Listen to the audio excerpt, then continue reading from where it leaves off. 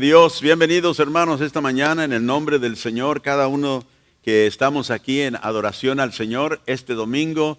Estamos contentos y agradecidos con el Señor por todo lo que Él está haciendo en nuestras vidas. El anuncio que mi esposa había comentado anteriormente es este miércoles.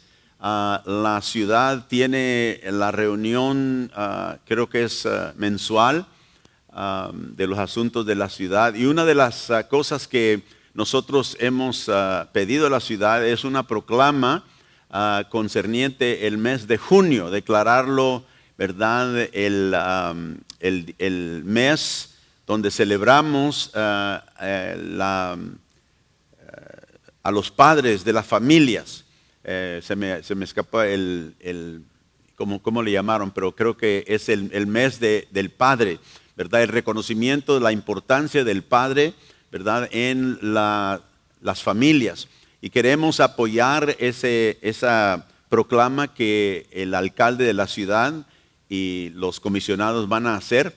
Nosotros hemos pedido que se haga y la han aprobado. Así que el miércoles vamos a estar ahí. Creo que está el domicilio de la dirección donde va a ser. Creo que es en City Hall, donde se juntan.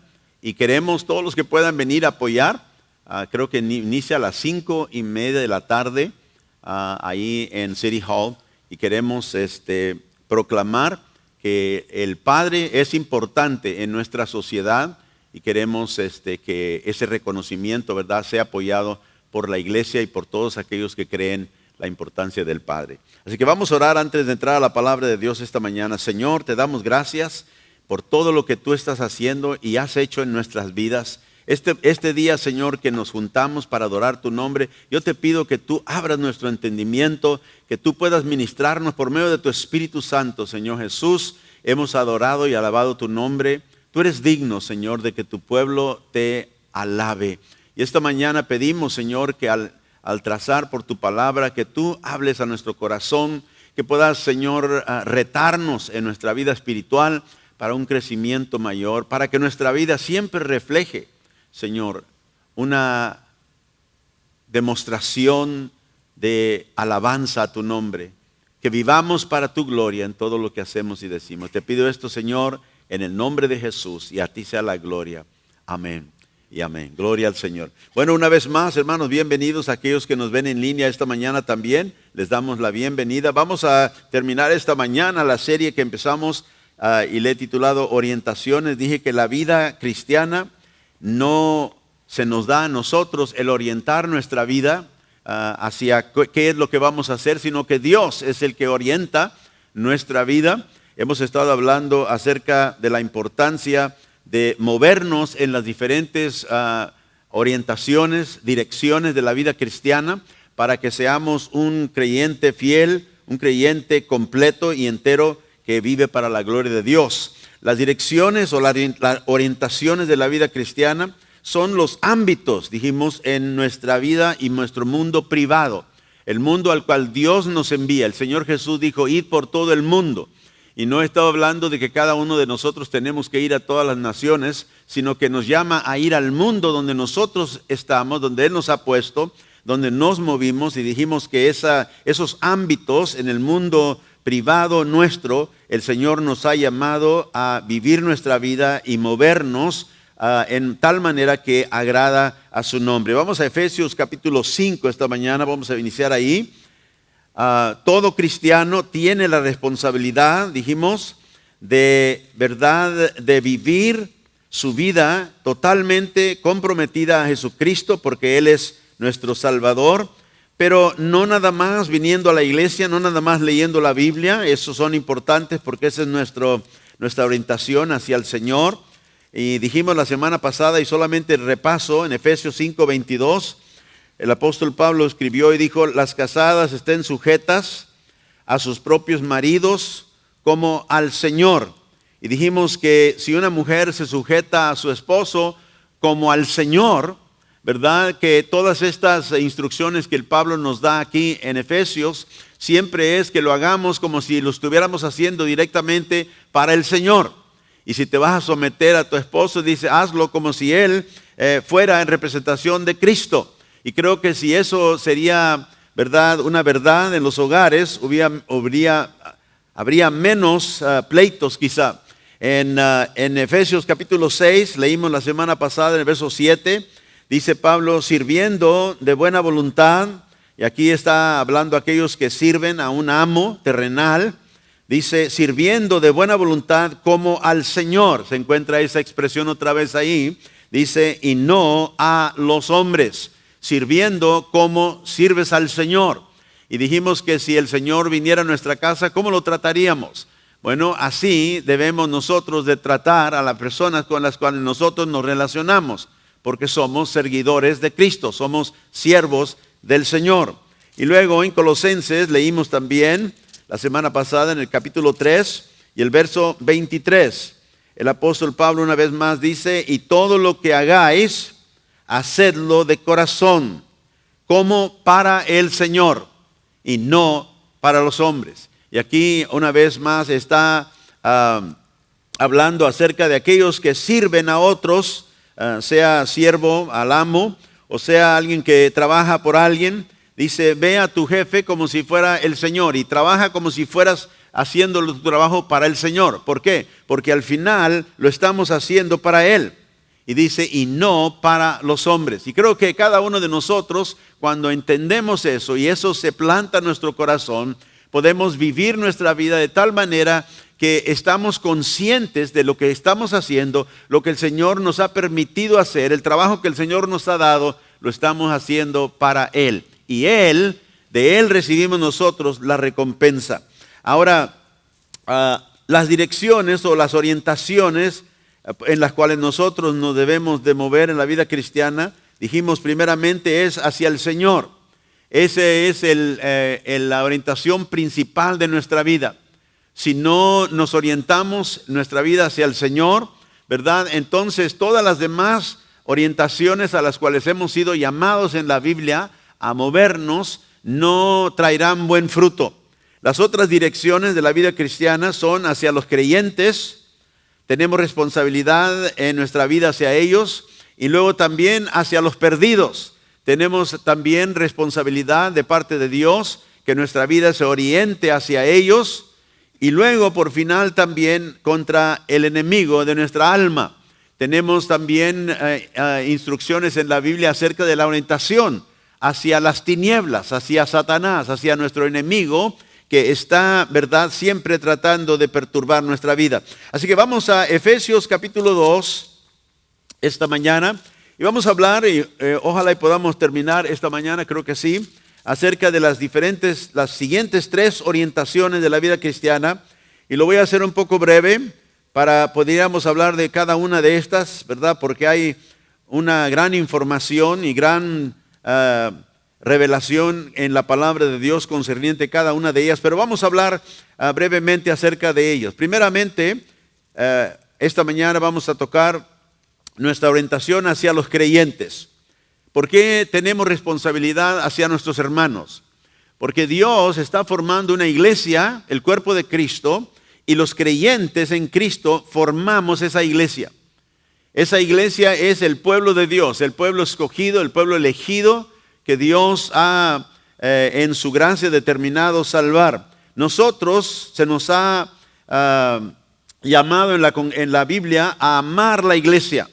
Y cuando digo la iglesia no estoy hablando del templo físico, no estoy hablando de la propiedad donde la iglesia está, aunque debemos de cuidar lo que Dios nos da, ¿verdad? Pero amar a la iglesia quiere decir que amo a mis hermanos, que realmente estoy comprometido con ellos porque son mis hermanos de pacto. En Efesios 5 y verso 22,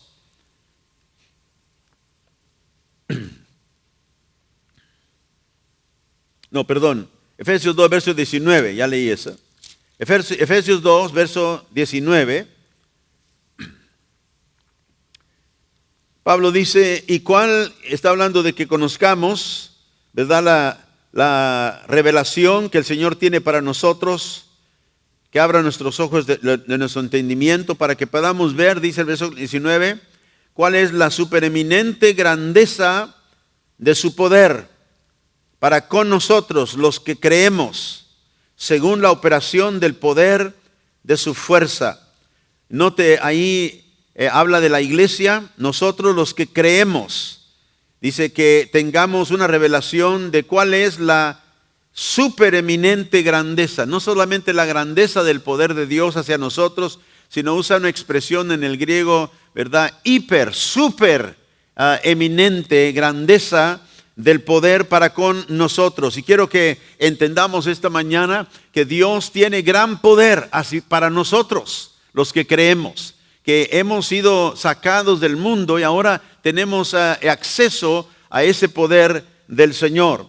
Y luego aquí en Efesios capítulo 4 y verso 25, dice, por lo cual, desechando la mentira, hablar la verdad cada uno con su prójimo. Está hablando, ¿verdad?, aquí de la hermandad, porque somos miembros los unos de los otros. Note que estamos conectados en esta conexión espiritual. Somos miembros los unos de los otros. Y como dije la semana pasada, los ojos no engañan al resto del cuerpo, diciéndoles, no hay peligro cuando hay peligro. Los ojos ven y los ojos nos advierten para que los otros miembros del cuerpo no sufran cayéndose en una zanja o qué sé yo. Entonces, los miembros conectados los unos con los otros, Pablo dice, se cuidan. Los miembros no se mienten los unos a los otros, sino que hablando, dice la verdad con su prójimo, y da la razón, habla la verdad, di la verdad a tus hermanos. ¿Por qué? Porque son parte de ti. No te vas a mentir tú a tu mismo cuerpo.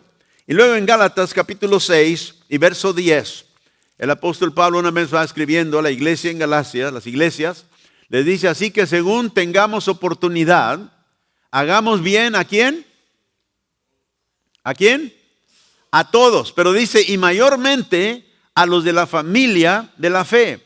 O sea que debemos nosotros tratar de hacer el bien, no solamente a los que creen en el Señor, sino a todos. Pero con mayor énfasis debemos nosotros de hacer lo bueno a los de la familia de la fe. Y si usted es creyente esta mañana, es parte de esa familia, y nosotros tenemos responsabilidad como hermanos a ayudarnos y hacernos el bien los unos a los otros. Ahora en 1 Corintios capítulo 12 y verso 26, y vamos a ver solamente algunas porciones, aunque como digo pudiéramos desarrollar este tema mucho más profundo, pero solamente para que tengamos esta idea de lo que la palabra nos dice acerca de nuestra responsabilidad hacia nuestros hermanos.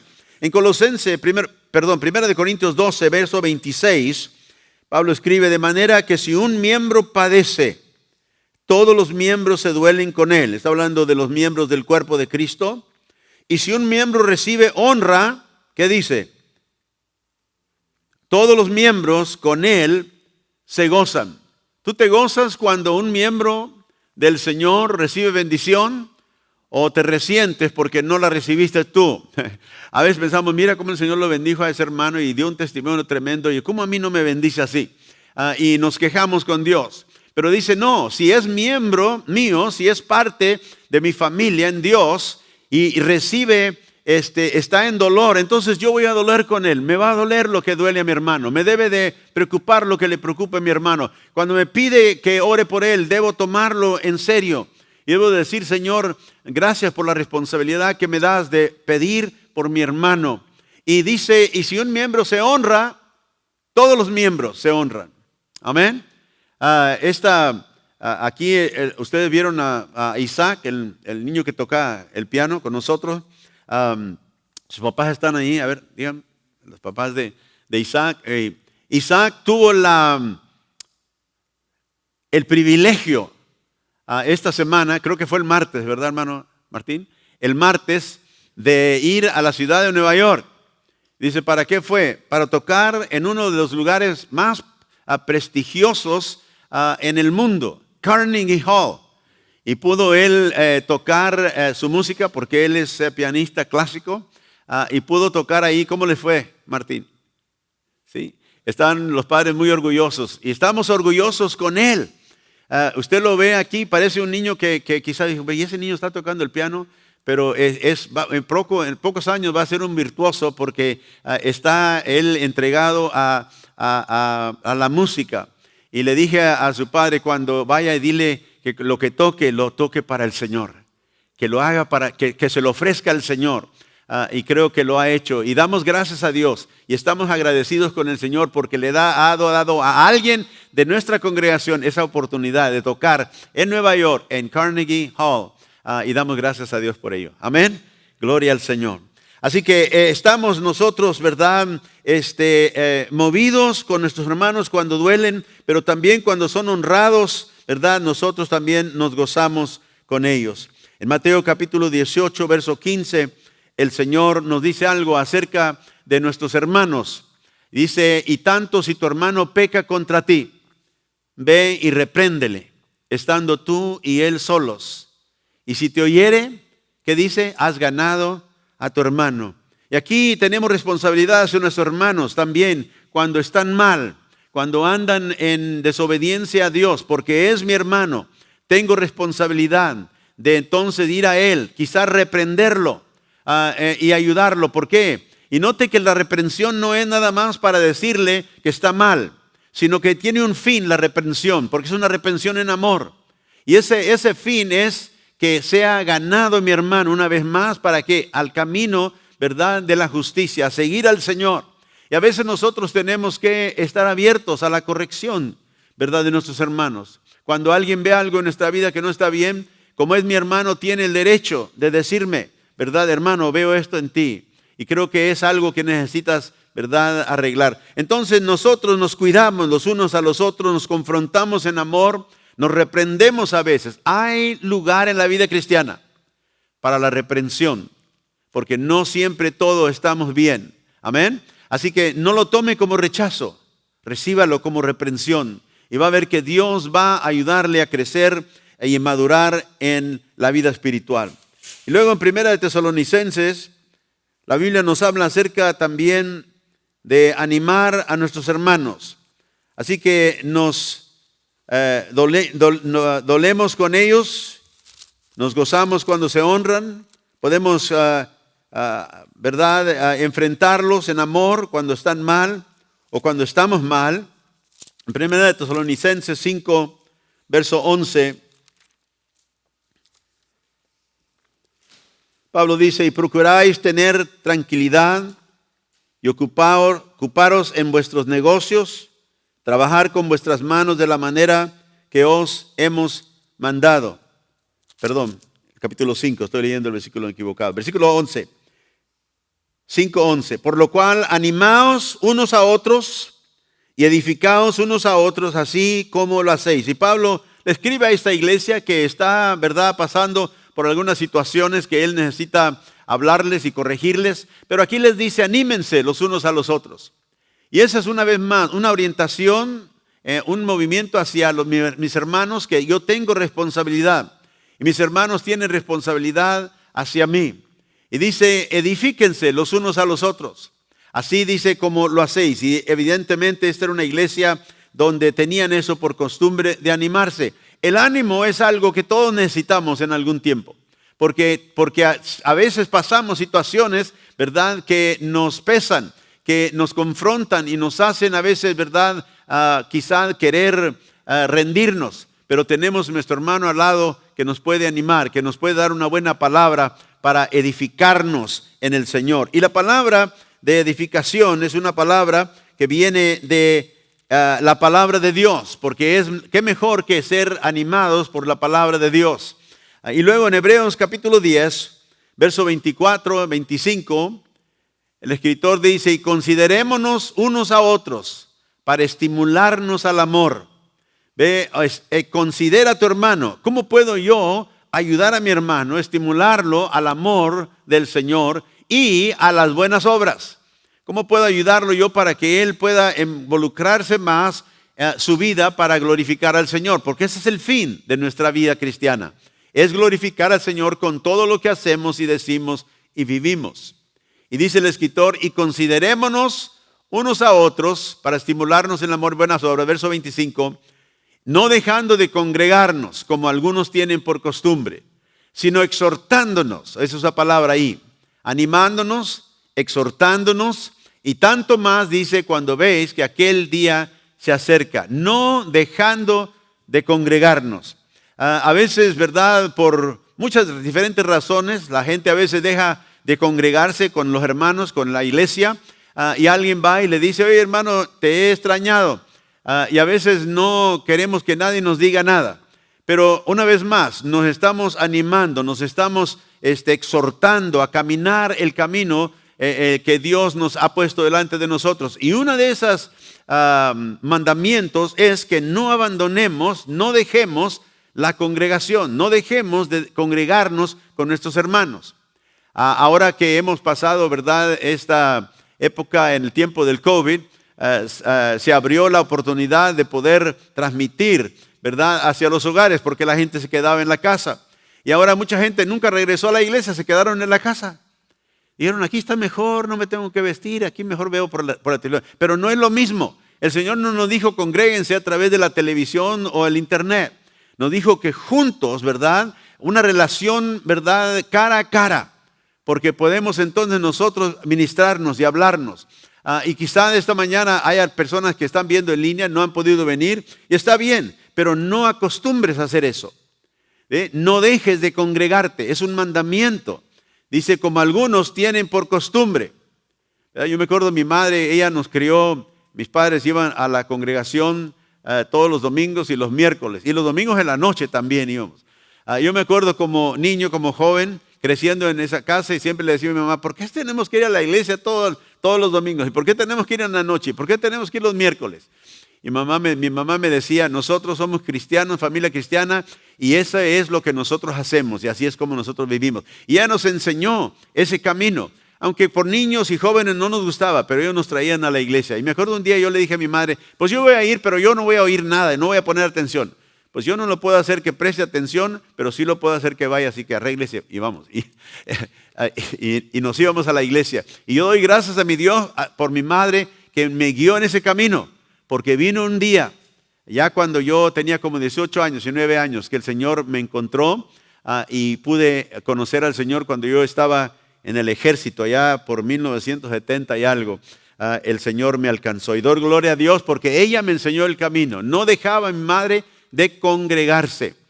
Y eso es, como digo, un mandamiento. Dice, y algunos tienen eso por costumbre. Bueno, nosotros no teníamos esa costumbre. Y de hecho, cuando gente nos venía a visitar, por ejemplo, un domingo en la noche, ella decía, qué bueno, vengan, pero nosotros tenemos que salir a la iglesia en media hora. Y ella recibía a la gente, o si venía gente de nuestra familia, ¿verdad? Un domingo en la mañana, mis padres decían, aquí están en su casa, quédense, si quieren ir con nosotros a la iglesia, nosotros vamos, si no, cuando regresemos nos vemos. Yo me acuerdo, decía, mira, hasta mis tíos los dejan en la casa y no nos quedamos. Yo pensaba, mis tíos llegaron, así que nos vamos a quedar. No, mi madre y mi padre no acostumbraban a quedarse de la congregación y siempre permanecieron en ello. Y doy gracias a Dios porque eso tocó mi vida. Así que nos animamos, ¿verdad? No tenga usted por costumbre dejar de congregarse. Es un mandamiento del Señor. Así que tenemos esa responsabilidad de orientar nuestra vida hacia nuestros hermanos. ¿Cómo está tu vida en orientación hacia tus hermanos? ¿Cuidas de ellos? ¿Oras por ellos? ¿Das consejo? ¿Recibes consejo de ellos? Esto es sumamente importante para un crecimiento normal en la vida cristiana.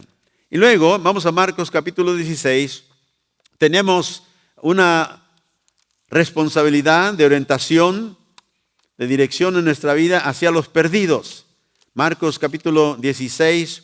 Verso 15, el Señor dio esta instrucción, este mandato, donde nos dijo, id por todo el mundo y predicad el evangelio a toda criatura, ¿verdad? Y ya vimos que eso quiere decir yendo por el mundo, ¿verdad? No es realmente un imperativo en el griego, no es un mandamiento, es una dirección.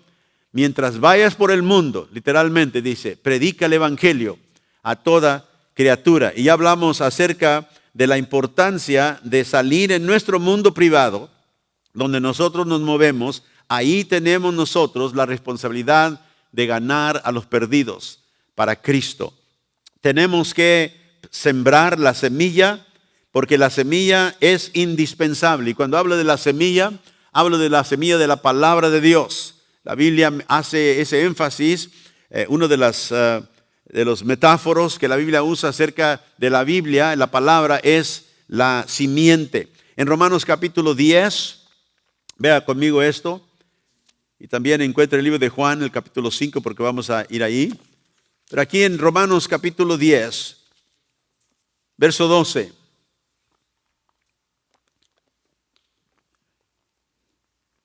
No hay diferencia, Pablo dijo, entre los judíos y los gentiles. En ese sentido, ambos tienen el mismo Señor, quien da con generosidad a todos los que lo invocan. Pues todos el que invoque el nombre del Señor, ¿será qué? Será salvo. Y dice, pero ¿cómo pueden ellos invocarlo para que los salve si no creen en Él? ¿Y cómo pueden creer en Él si nunca han oído de Él? ¿Y cómo pueden oír de Él a menos que alguien se lo diga? Ahora quiero hacer énfasis en algo que Pablo dice aquí en el versículo 14. Dice, ¿cómo pueden creer en Él, hablando de Cristo, si nunca han oído de Él? Y aquí a veces lo tomamos de esta manera, si no hemos oído que alguien nos diga de Cristo.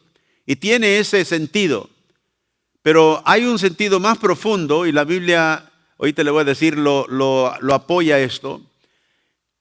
Cuando dice Pablo, ¿y cómo pueden creer en Él si nunca han oído de Él? No solamente está hablando, hemos oído de Él como persona, hemos oído de Él como el Salvador, sino que hemos oído de Él. ¿Cómo puede alguien ser salvo si no ha oído de Cristo? O sea, si no ha oído la voz del Señor mismo. Porque nadie puede ser salvo si el Señor no abre sus ojos y sus oídos para oír y ver. Porque estamos muertos en nuestros delitos y pecados. Y Pablo dice aquí, ¿cómo pueden invocar al Señor si no creen? ¿Y cómo pueden creer si no le han oído a Él? Ahora, esto es muy importante en este aspecto, en de que nosotros necesitamos oír la voz del Señor, no solamente la voz de un predicador. Hay mucha gente que oye la voz del predicador, pero no se convierte. Cuando usted se convirtió a Cristo es porque oyó la voz del Señor por medio de alguien, quizá fue un predicador. Pero el Señor le abrió su entendimiento, sus oídos, sus ojos espirituales, porque estaba ciego en su pecado y estaba sordo también, tardo para oír.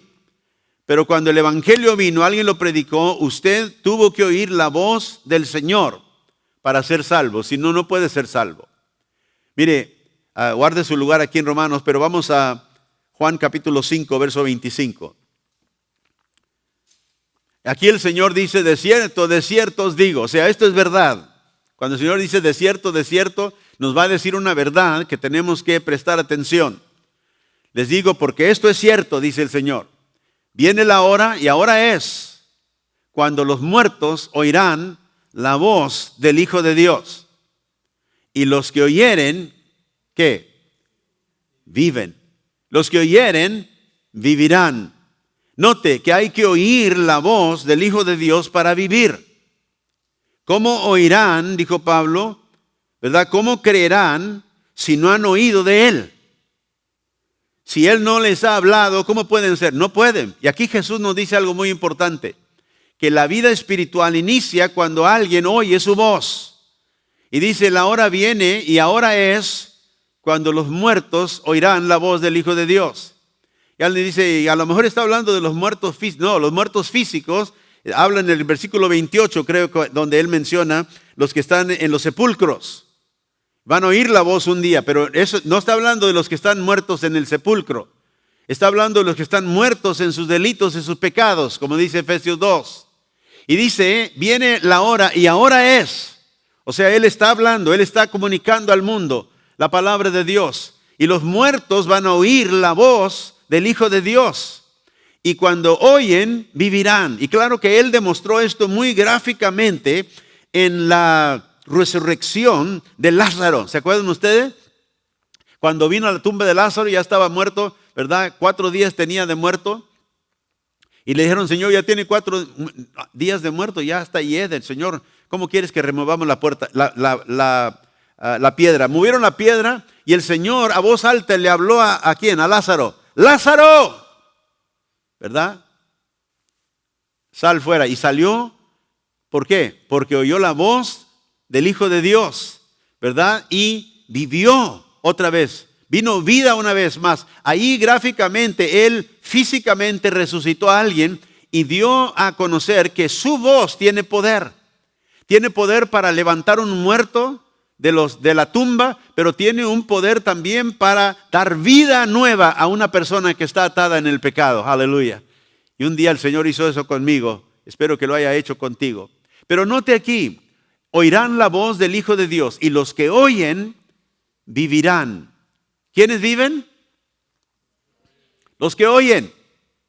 Dice, ¿y cómo pueden oír si están muertos en delito y pecado? ¿Cómo puede una persona? Bueno, para oír, si estás muerto, primero tiene Dios que restaurar, ¿verdad?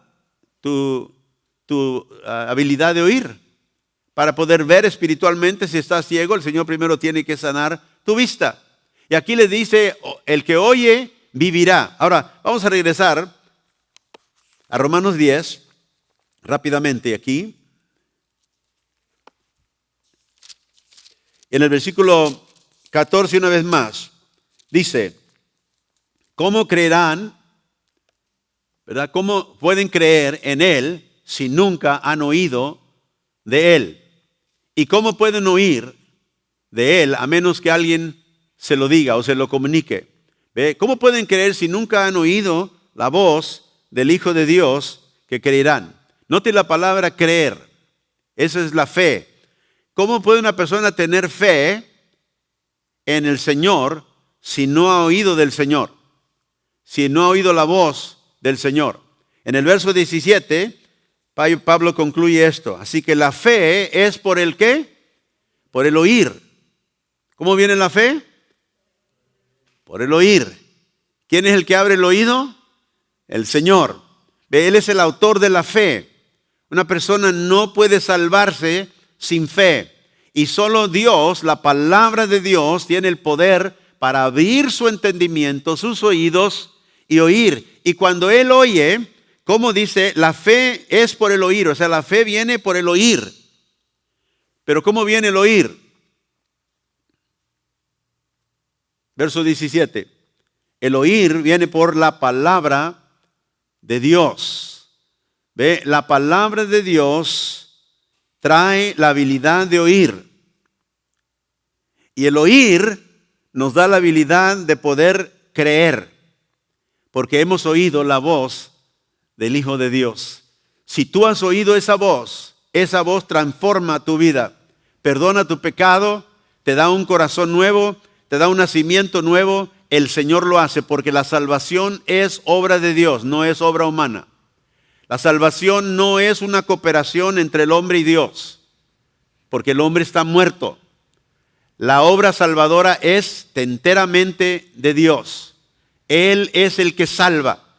Y si el hombre contribuyera algo en su salvación, él tendría algo de qué gloriarse, porque puso algo, aunque sea 1%. Dios no recibiría toda la gloria. El hombre recibiría una porción y Dios recibiría la otra. No, pero Él merece, dice la Biblia, toda la gloria, porque Él nos ha salvado. Él nos dio vista para ver, Él nos dio oídos para oír y nos sacó de las tinieblas, dice la Biblia. Nos resucitó de los muertos juntamente con Cristo y nos dio su vida. Y doy gracias a Dios porque Él hizo esa obra en mí. ¿No le das gracias tú a Dios por ello? Amén, gloria al Señor. Así que seguimos adelante. Nosotros tenemos una responsabilidad hacia los perdidos y reconocemos que solo Dios puede abrir, ¿verdad?, el entendimiento de ellos. Pero nosotros tenemos que sembrar la semilla. Tú y yo somos los mensajeros de ese mensaje, ¿verdad? Tú y yo somos los que llevamos esa semilla. Pero la voz que habla al corazón del incrédulo es Cristo. Puede ser a través de tu voz, pero la voz que lo salva no es la tuya. Por eso tú no tienes que convencer al incrédulo que crea en el Señor, que ponga su fe en el Señor. La fe viene por el oír y el oír por la palabra de Dios. Tú y yo solamente necesitamos compartir el evangelio, la palabra de Dios, y Dios hace lo demás. Aleluya. Nosotros tenemos que llevar esa semilla donde quiera que vamos. Le dije que una de las maneras principales, si usted no está acostumbrado a hablar con la gente, quizá tiene temor de algo, consiga tratados cristianos, compártalos, empiece a dejarlos en su lugar donde usted va en su mundo. Ore a Dios, que Dios empiece a alcanzar gente. Y sabe que a través de tratados usted va a alcanzar gente que nunca se va a dar cuenta quizá que ellos conocieron al Señor hasta que llegue al cielo. Usted tiene la habilidad de alcanzar gente que nunca conocerá. Como también aquellos que un día, ¿verdad?, pueda usted hablar con ellos. Entre más usted crece en su fe y más está más seguro para hablar con ellos. Puede empezar a hablar con su familia. Yo conozco personas que han venido, de hecho, el hermano Teo y la hermana Cristina, ellos vinieron aquí hace muchos años a través de otro hermano que estaba aquí en la congregación, que los invitó a ellos. Y el hermano Teo, que ahora trabaja aquí con nosotros y nos ayuda, y la hermana Cristina, el hermano Teo, ¿usted, hermano, quería venir a la iglesia? No, hermano Teo, no. Pero el Señor, él vino por invitación y el Señor lo alcanzó. Aleluya. El Señor tocó su vida y lo transformó. ¿Por qué? Porque el poder del evangelio es el poder que Dios usa para cambiar y transformar a todo aquel que cree en Él. Vamos a seguir adelante. Segunda de Corintios capítulo 2.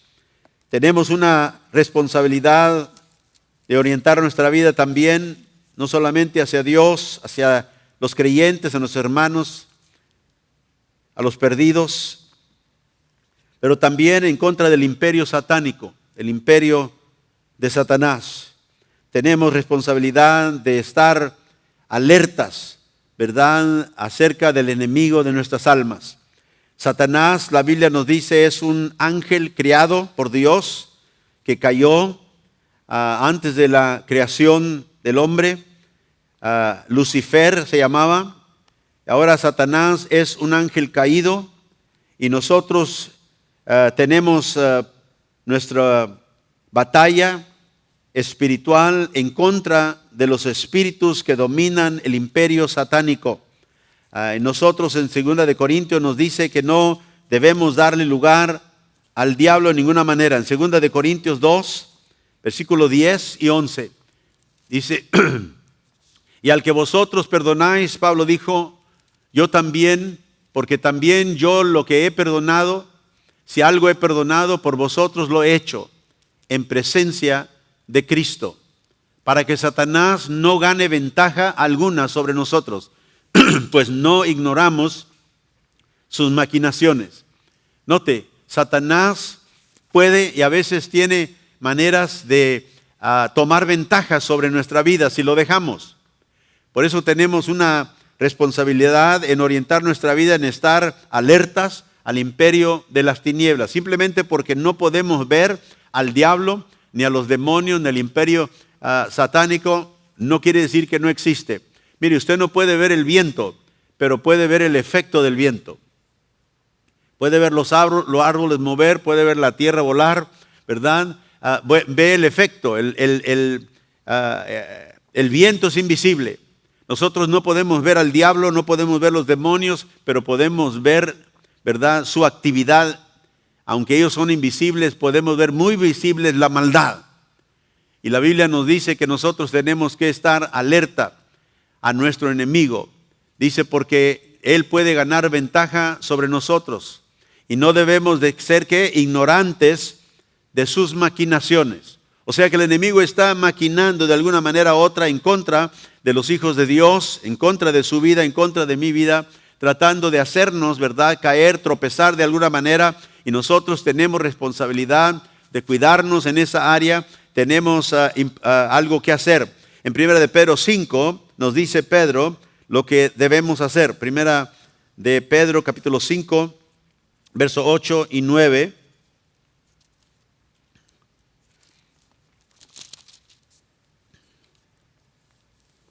El apóstol Pedro dice: sed sobrios y velad, porque vuestro adversario el diablo, como león rugiente, anda alrededor buscando a quien devorar. No te lo iguala a un león que anda suelto, rugiente, buscando a ver qué toma como presa, ¿verdad? El diablo anda buscando a quién devorar. Y note, buscando, activamente buscando manera cómo puede infiltrar y entrar. Por eso dije, nosotros no tenemos que mentir, como dijo Pablo, no le deis lugar al diablo. No te envuelvas en las cosas que abren la puerta al enemigo de tu alma. Sed sobrio, vela, cuídate, porque tu adversario, el diablo, quiere venir a destruir y lo hará si lo permites que destruya. ¿Cómo podemos nosotros aquí tomar acción para prevenir que el diablo nos devore? Mire, ahí en el mismo capítulo, regresemos al versículo 5, en primera de Pedro, 5, verso 5. ¿Cómo podemos nosotros impedir que el diablo, nuestro adversario, nos devore? Mire, el versículo 5 dice: igualmente, jóvenes, estad sujetos a los ancianos y todos sumisos unos a otros, revestidos de humildad, porque Dios resiste a los soberbios y da gracia a los humildes. Primero la sumisión y la humildad. Sumisión y humildad. Y no hay nada quizás más grande que abre la puerta al diablo, que es el orgullo, la jactancia, la arrogancia, ¿verdad? Si tú eres una persona que te das a eso, abres la puerta al enemigo. Pero aquí nos dice, no importa que seas joven, dice, sométete a aquellos que ya están más ancianos en el Señor y revístete de humildad. ¿Por qué? Porque el Señor resiste a los soberbios, pero da gracia a los humildes. Verso 6, humillaos pues bajo la mano poderosa de Dios para que Él os exalte cuando fuere tiempo. Entonces vemos también aquí la humildad bajo la mano del Señor, ¿verdad? Que nosotros estemos siempre plenamente convencidos que el orgullo no es algo que nos va a ayudar a crecer, sino que algo que va a abrir la puerta al enemigo para destruir. Pero dice, humíllate, sométete. Y una sumisión humilde es una cualidad que todo creyente necesitamos. Es una de las cualidades de Jesucristo. En Filipenses 2, él habla acerca del Hijo de Dios. Dice, tener esta misma actitud que hubo en Cristo. Él se humilló hasta lo sumo, dice la Biblia. Y si el Señor puede humillarse, tú y yo también podemos. Aleluya. Tú y yo debemos hacerlo. Entonces, ¿cómo nos cuidamos de que el enemigo no venga a devorarnos? Vivamos una vida humilde. Vivamos una vida sometida al Señor en todo aspecto. Y luego dice, versículo 7, echando toda vuestra ansiedad sobre Él, porque Él tiene cuidado de vosotros. No vivas una vida, ¿verdad?, de ansiedad para nada. Jesús dijo, no seas ansioso por el día de mañana, ¿verdad? Busca primero el reino de Dios y su justicia.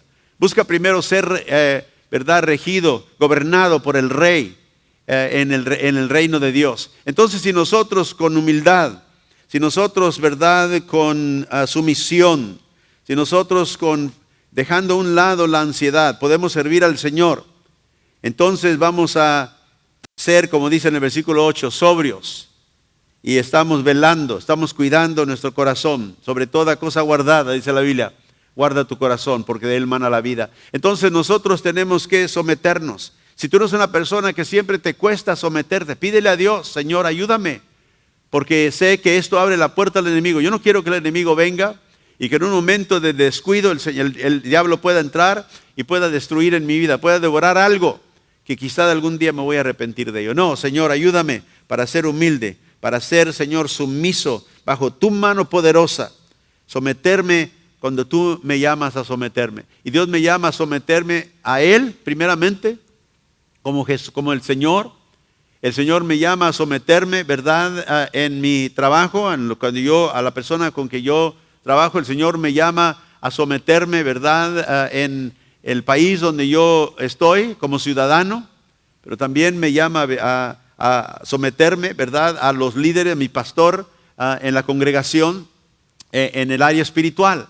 Así que hay sumisión en todas las áreas de nuestra vida. Dios lo puso porque Él aprecia esa sumisión, porque eso es lo que nos salvaguarda en muchas maneras. Así que nosotros tenemos esa responsabilidad contra el reino de las tinieblas, resistir al diablo donde quiera que nosotros vemos que Él está tratando de entrar. Ahora, ¿cómo podemos tratar nosotros con estas fuerzas diabólicas y satánicas? En Efesios capítulo 6, vamos ahí, la Biblia nos da esta instrucción, empezando en el versículo 10.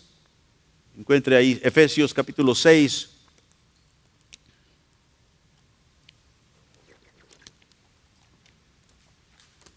Pablo dice aquí: por lo demás, hermanos míos, fortalezcanse en el Señor y en el poder de su fuerza.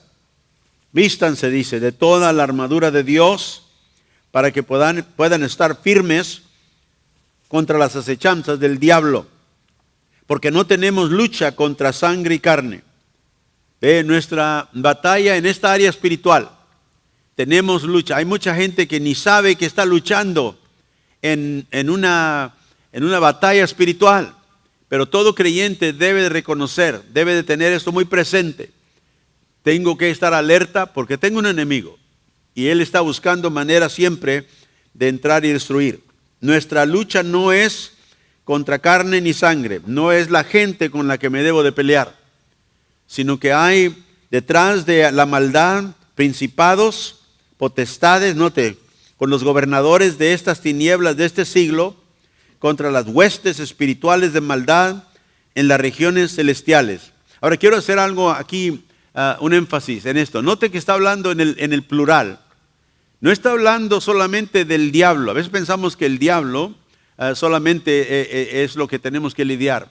No, estamos lidiando con principados, plural, potestades, gobernadores de las tinieblas, huestes espirituales de maldad en las regiones celestiales. Estamos tratando nosotros aquí, ¿verdad? No con el diablo directamente, sino con el imperio sobre el cual él reina, el imperio de las tinieblas, del cual el Señor nos sacó, nos libró, ¿verdad?, del imperio de las tinieblas. Y quiero hacer ese énfasis porque a veces nosotros pensamos que cuando estamos resistiendo al diablo, el diablo está ahí presente. Pero acuérdense que el diablo, Satanás, no es omnisciente ni omnipresente. Él no puede estar en todos lugares a la misma vez como el Señor. El Señor sí es omnisciente, Él puede estar en todos lugares. Pero el diablo no. El diablo es un ángel criado, caído, y él rige sobre el imperio de las tinieblas.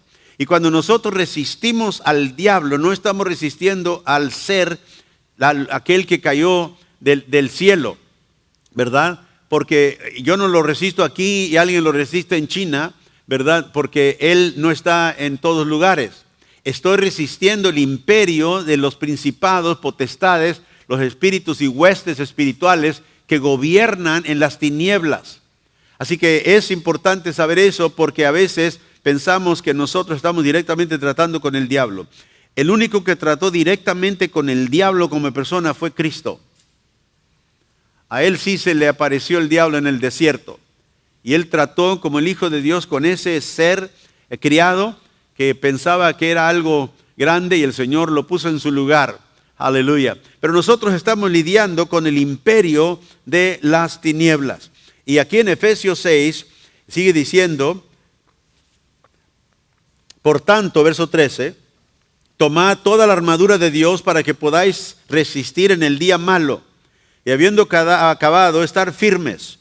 Estad pues firmes, ceñidos vuestros lomos con la verdad.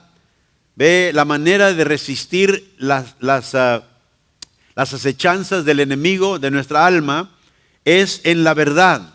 Por eso Pablo decía, no se mientan los unos a los otros. ¿Por qué? No le deis lugar al diablo.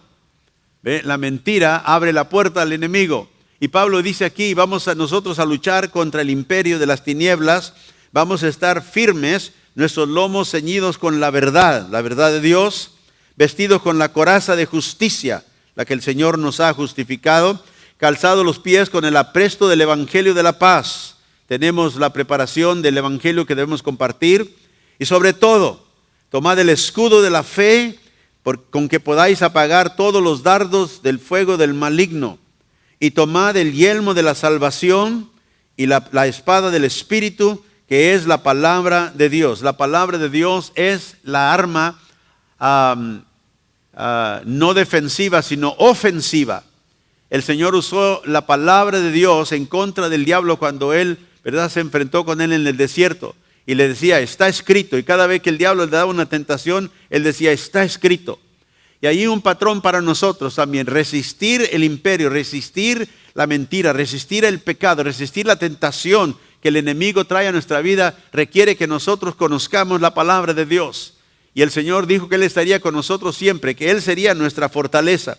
Y cuando nosotros resistimos a el imperio de las tinieblas, lo hacemos con la espada del Espíritu, que es la palabra de Dios. Esa es la única cosa que el diablo le hace caso. El diablo no le hace caso a su posición, ni lo que usted tenga o no tenga. El diablo responde a la palabra de Dios. Lo respondió con Jesús. Y luego dice, tomando la espada del Espíritu de la palabra de Dios, verso 18, orando en todo tiempo, con toda oración y súplica en el Espíritu, velando en ello con toda perseverancia y súplica por todos los santos. La oración es un arma indispensable en la vida del creyente. Y cada uno de nosotros, para poder orientarnos bien en contra del enemigo de nuestra alma, en contra del imperio de las tinieblas, necesitamos ser personas de oración, necesitamos la oración en nuestra vida. Y Pablo dice aquí que en todo tiempo, orando en el Espíritu y velando en ello, o sea, velando en la oración, con una perseverancia de espíritu, con súplica por los santos. ¿Por qué? Porque mis hermanos están enfrentando también, ¿verdad?, acechanzas del enemigo en contra de sus vidas. Ellos están también pasando esa cosa y tengo que orar por ellos para que ellos también sean liberados. Entonces tenemos nosotros estas orientaciones en las cuales debemos de estar nosotros bien adiestrados y preparados. Primero, mi acercamiento hacia Dios, ¿verdad? Yo necesito adorarle a Él, necesito meditar en su palabra.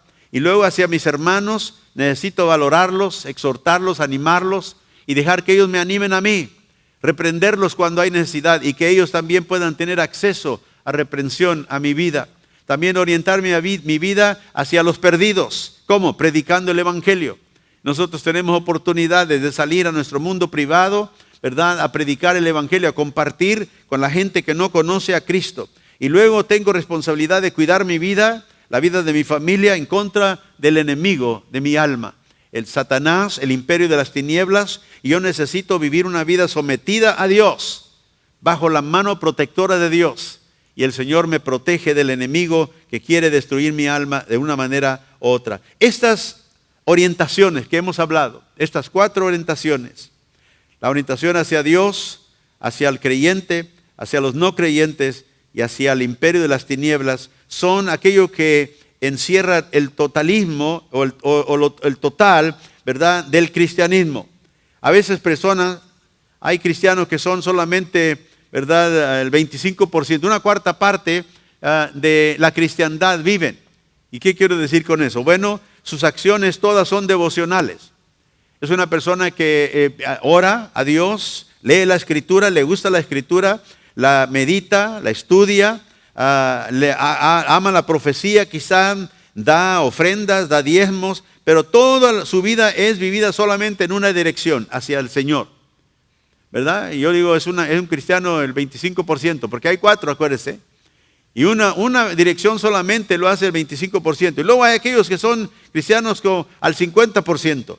Sí, tienen una vida devocional hacia el Señor, pero también les interesan sus hermanos en Cristo. Y se interesan por la ¿qué? Por la comunión cristiana. Les gusta mucho juntarse con los hermanos, ¿verdad? Y cuando hay alguna actividad de comunión con mis hermanos, ahí estoy y están siempre, ¿verdad? Están en la iglesia, leen la palabra, oran y comparten con sus hermanos. La segunda orientación de la vida cristiana. Pero ahí nada más, es todo lo que hacen.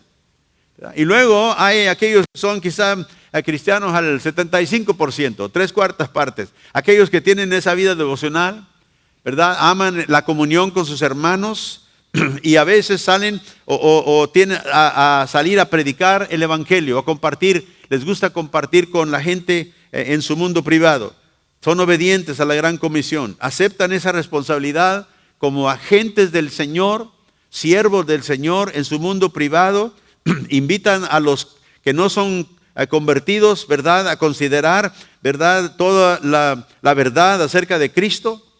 Y esa obediencia a predicar el evangelio nos abre a nosotros la habilidad de movernos en el poder del Espíritu Santo. Porque acuérdense, el Señor prometió el Espíritu Santo, el poder del Espíritu Santo para ser testigos, para dar testimonio de Él.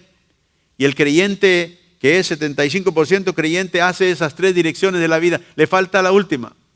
Y esa otra es en moverse hacia el imperio de las tinieblas. Es una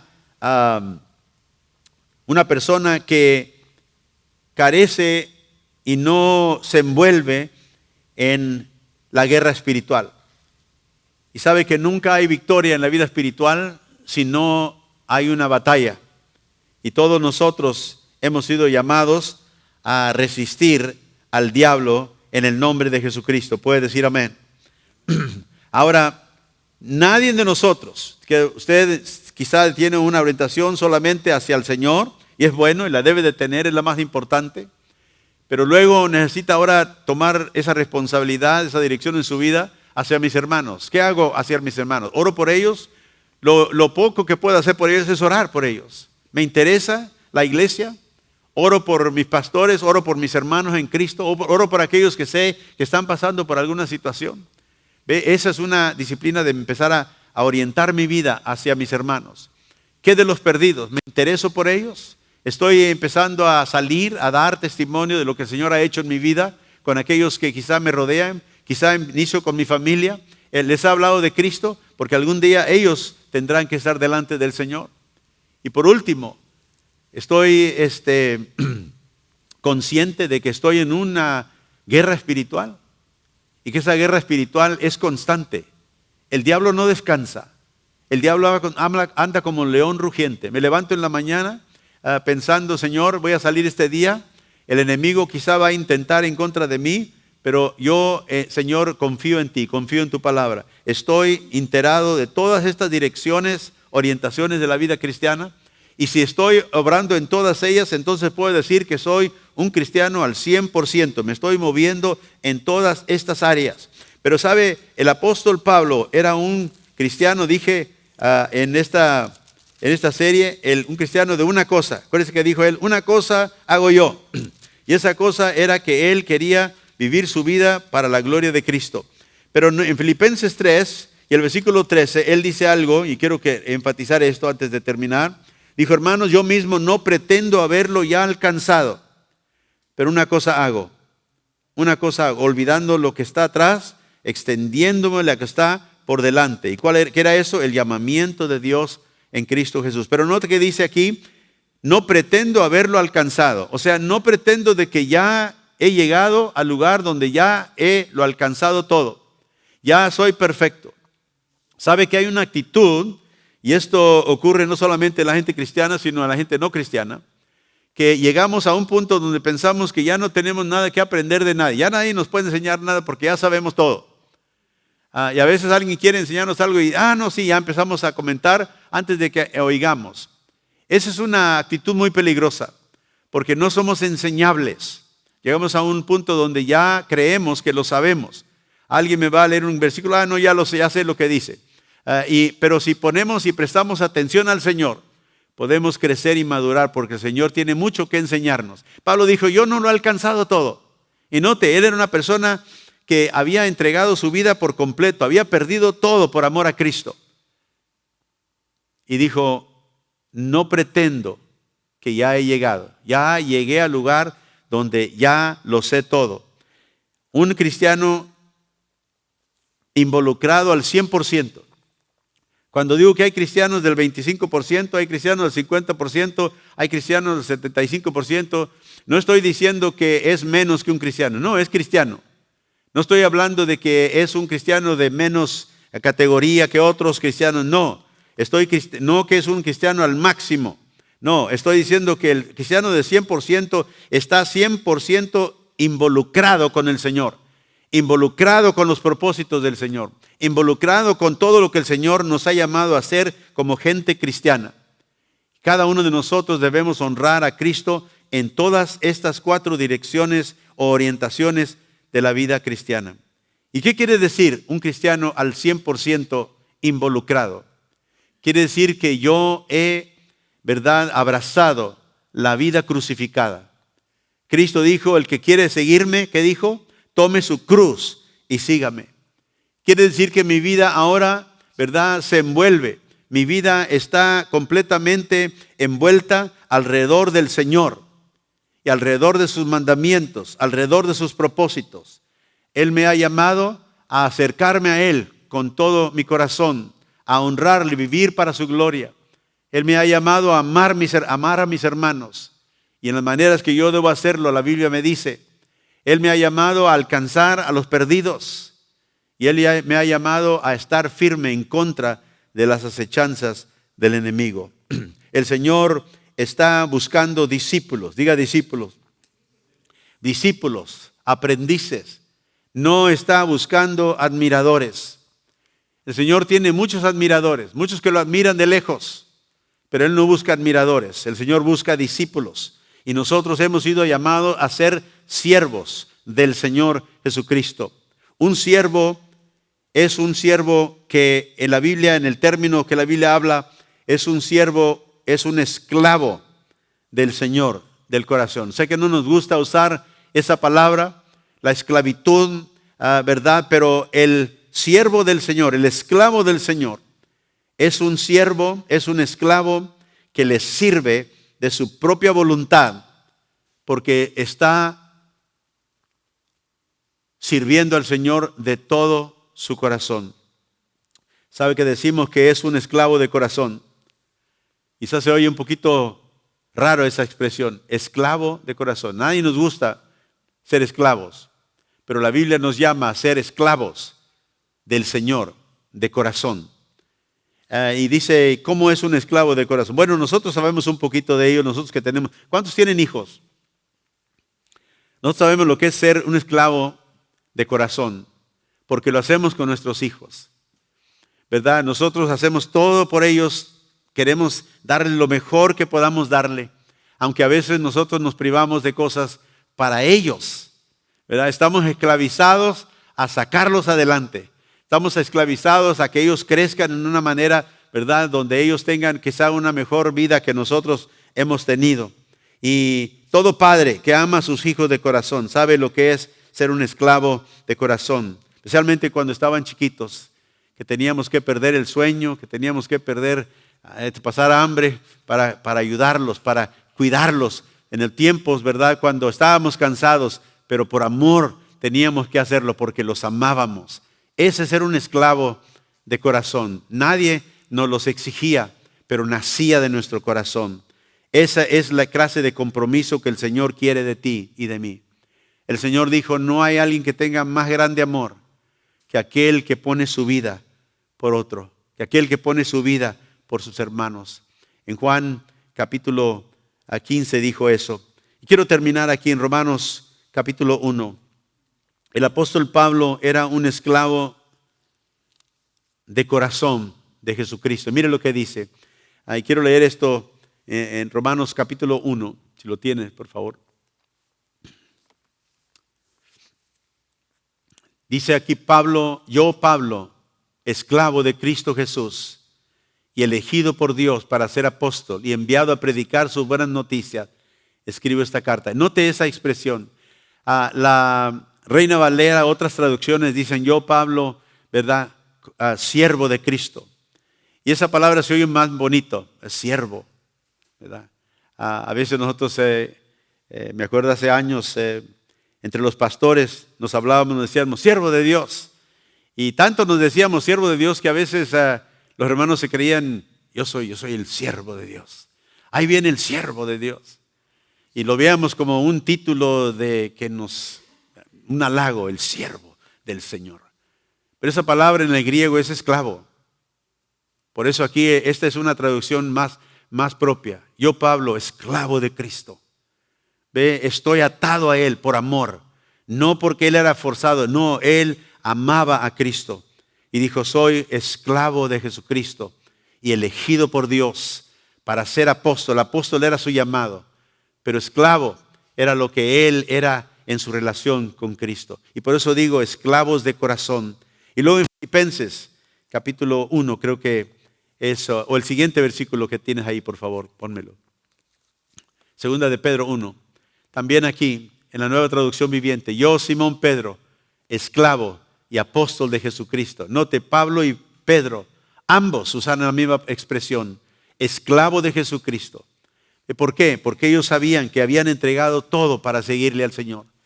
Y ambos de ellos dieron su vida por el Evangelio, porque no se consideraban la vida, ¿verdad?, para ellos mismos. Yo soy un esclavo de Cristo, estoy atado a obedecer a mi Maestro. Y ese es el llamamiento al cual el Señor nos llama a cada uno de nosotros. Por eso digo, no es nada más ir a la iglesia, no es nada más llamarme cristiano, no es nada más decir que yo soy parte del cuerpo de Cristo. Sí lo soy, pero soy más que eso. Soy esclavo de Jesucristo. Mi vida está en sus manos. Esta mañana yo te exhorto a que tú, ¿verdad?, abraces esa verdad y le digas, Señor, si no me he visto como tu esclavo, yo quiero servirte con todo mi corazón. Y estoy esclavizado a ti, a lo que tú quieras. Y esto no lo aprendimos de nadie menos que de Jesucristo. Cristo le dijo al Padre, no lo que yo quiera, Señor. No mi voluntad, sino la tuya se haga. ¿Puedes decirle tú eso al Señor esta mañana? Ponte de pie conmigo, vamos a orar al Señor ahí donde estás. Aquellos que están viendo en línea, te llamo a que tú también, ahí donde estás, ¿verdad?, delante del Señor. Ahí donde tú estás, levanta tus manos. Y que tú, si conoces a Cristo esta mañana, le puedes decir, Señor, soy tu siervo, soy esclavo tuyo de corazón. Nadie, Señor, me ha obligado a esto, lo hago de mi propia voluntad. Me entrego a ti.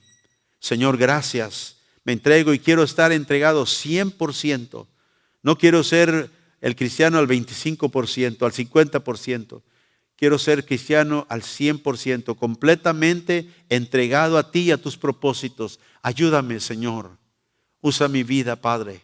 Yo te pido en este momento, Señor, que tú oigas el clamor de cada uno de tus hijos, del corazón. Mira, Señor, tú sabes lo que necesitas, Señor, corregir en nuestra vida. Y te pido, Señor, que lo hagas. Ayúdanos. Permítenos, Señor, conocerte más profundamente. Quita de nosotros todo estorbo, todo tropiezo. Y ayúdanos, Señor, para alabar tu nombre y vivir solo para tu gloria. Yo te doy gracias, Señor, que en este momento tú estás confirmando esto en el corazón de cada uno esta mañana. Dile ahí donde estás, soy, Señor, tu siervo, soy tu sierva, Señor, soy esclavo tuyo. Usa mi vida para tu gloria, para que tú seas glorificado, Señor, para que tu evangelio pueda seguir adelante, para que tu iglesia pueda ser, Señor, animada, pueda ser, Señor, fortalecida, para que el enemigo, Señor, pueda ser resistido en todo momento por medio de cada uno de tus hijos. Úsanos, Señor, en todas las orientaciones que hemos aprendido aquí de tu palabra y no estar conformados solamente con una faceta, con un ámbito, Señor, en el mundo privado. Llévanos en cada una de estas áreas a desarrollarnos. Madúranos en Cristo. Te lo pedimos esto en el nombre glorioso de Jesús. Y para ti, Señor, sea la gloria y la honra. Amén y amén.